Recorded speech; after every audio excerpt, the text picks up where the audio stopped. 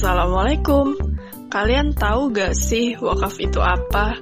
Wakaf merupakan salah satu istilah yang dekat dengan agama Islam. Namun masih banyak orang yang belum memahami arti wakaf, hukum, dan juga syaratnya.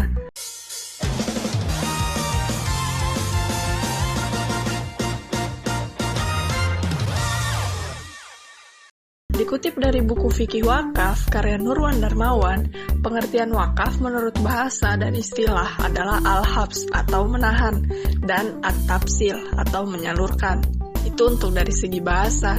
Kemudian menurut segi istilah, wakaf adalah menahan suatu barang dan menyalurkan manfaatnya dalam rangka mendekatkan diri kepada Allah.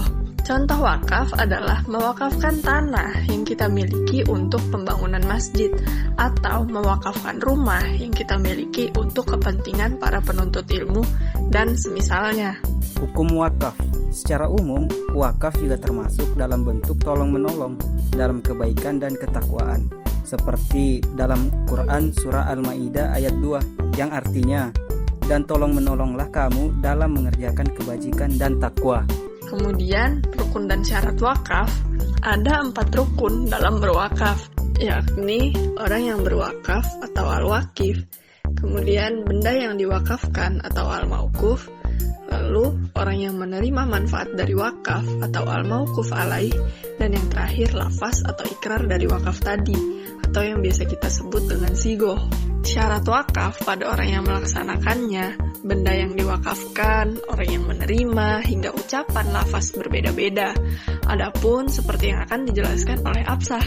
Syarat orang yang berwakaf, yakni memiliki secara penuh harta tersebut, berakal, balik, dan mampu bertindak secara hukum. Syarat benda yang akan diwakafkan, pertama adalah barang yang berharga. Barang yang diketahui jumlahnya dimiliki oleh orang yang berwakaf, dan benda yang berdiri sendiri atau tidak melekat pada harta lain.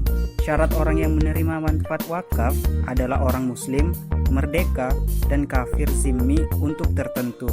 Sedangkan untuk tidak tertentu adalah orang yang menerima harus menjadikan wakaf untuk kebaikan yang dengan dapat mendekatkan diri kepada Allah. Wakaf hanya ditunjukkan untuk kepentingan Islam saja. Syarat wakaf yang terakhir berkaitan dengan isi ucapan. Pertama, ucapan harus menunjukkan tekal ta'bid, tidak sah bila ucapan dengan batas tertentu. Kedua, ucapan harus dapat direalisasikan.